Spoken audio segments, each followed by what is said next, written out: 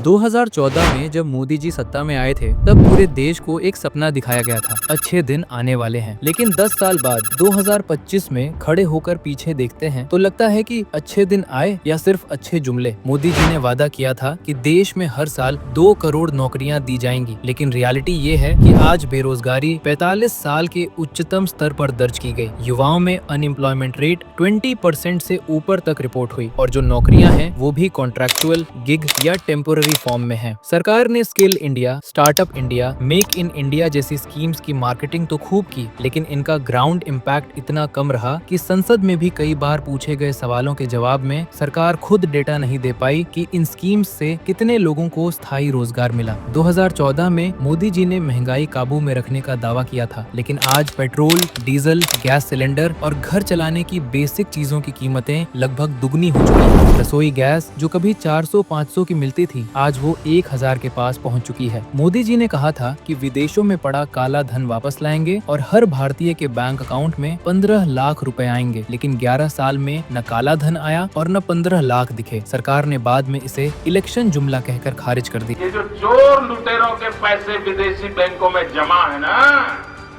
इतने भी हम रुपये ले आए ना, तो भी हिंदुस्तान के एक गरीब आदमी को मुफ्त में 15-20 लाख रुपए यूं ही मिल जाएगा। इतने रुपये।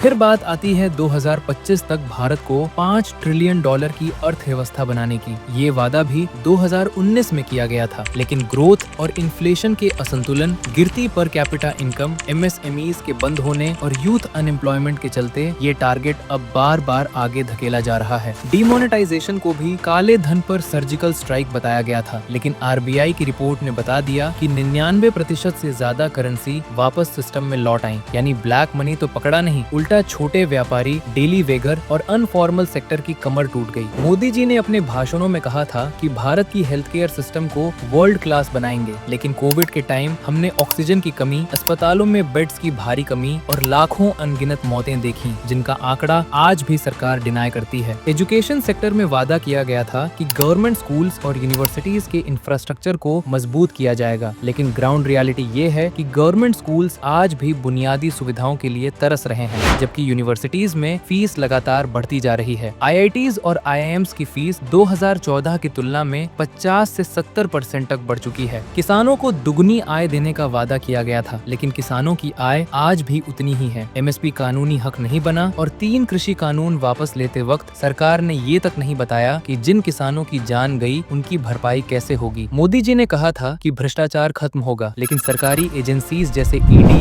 CBI और इनकम टैक्स सिर्फ विपक्षी नेताओं पर चलती दिखती हैं। 99% से ज्यादा केसेस विपक्ष पर हैं और रूलिंग पार्टी पर लगभग 0। ये आंकड़े खुद एजेंसीज की रिपोर्ट्स और अदालतों में दर्ज बहस में आए। अब बात करते हैं सोशल सेक्टर की। Digital India, smart cities, housing for all जैसे वादों से बहुत उम्मीदें थी, लेकिन 100 स्मार्ट सिटीज आज तक पेपर्स और मॉडल्स में ही घूमती नजर आती हैं। हाउसिंग फॉर ऑल का टारगेट पहले 2022 रखा गया था, फिर 2024 किया गया और अब 2027 की बात होने लगी है। और हाँ, एनवायरमेंट और पोल्यूशन पर भी वादे हुए थे कि दिल्ली NCR को पोल्यूशन फ्री किया जाएगा, नदियों को साफ किया जाएगा, लेकिन दिल्ली आज दुनिया के सबसे प्रदूषित शहरों की सूची में नंबर 1 के आसपास घूमती रहती है। AQI 400 से 500 तक आम बात बन चुका है और सरकार समाधान के नाम पर बस अवेयरनेस कैंपेन्स चलाती रही है। विदेश नीति में भी कहा गया था कि भारत को ग्लोबल सुपर पावर बनाया जाएगा, लेकिन रियलिटी ये है कि पड़ोसी देशों से रिलेशन लगातार फ्रेजाइल होते गए। नेपाल, श्रीलंका, मालदीव और चाइना तक के साथ तनाव बढ़ता गया। LAC पर चीन आज भी सैकड़ों किलोमीटर से ज्यादा भारतीय भूमि पर कब्जा जमाए बैठा है, पर सरकार इसे स्वीकारने को तैयार ही नहीं। ट्रांसपेरेंसी और अकाउंटेबिलिटी की बात करें तो RTI को कमजोर किया गया। इलेक्टोरल बॉन्ड्स के जरिए पॉलिटिकल फंडिंग को सबसे ओपेक बना दिया गया। सुप्रीम कोर्ट ने बॉन्ड्स को अनकॉन्स्टिट्यूशनल कहा, लेकिन 7 साल तक रूलिंग पार्टी ने अरबों रुपए इन्हीं बॉन्ड से लिए। लोकतंत्र की रक्षा का दावा था, लेकिन प्रेस की स्वतंत्रता लगातार गिरती गई। भारत प्रेस फ्रीडम इंडेक्स में 180 देशों में 101 161वें स्थान पर पहुंच गया। और सबसे बड़ी बात, हर चुनाव से पहले किए गए ग्रैंड प्रोमिसेस का ग्राउंड रियलिटी से कोई मेल नहीं। चाहे वो हर किसी के लिए घर, हर किसी के लिए जॉब, हर किसी को डिजिटल एम्पावरमेंट, हर किसी को हेल्थ सिक्योरिटी, हर किसी के लिए सस्ता जीवन, सब बातें थी, कैंपेन्स थी, स्लोगन्स थे। लेकिन आज 2025 में भारत की औसत कमाई ठहरी हुई है, युवा हताश बैठे हैं और मिडिल क्लास टूट चुका है, जबकि किसान संघर्ष में है और आम आदमी सिर्फ पूछ रहा है अच्छे दिन आए कहाँ। मोदी सरकार ने चुनाव में जितने वादे किए उनमें से ज्यादातर पूरे नहीं हुए और जो हुए वो सिर्फ आधे अधूरे। यही कारण है कि आज लोग सवाल पूछ रहे हैं, देश को स्लोगन्स चाहिए या सॉल्यूशंस? और जब तक हम सवाल नहीं पूछेंगे जवाब कभी नहीं मिलेगा। वैसे आपकी क्या राय है? कमेंट सेक्शन में जरूर बताएं और वीडियो इन्फॉर्मेटिव लगी तो चैनल को सब्सक्राइब कर लो यार।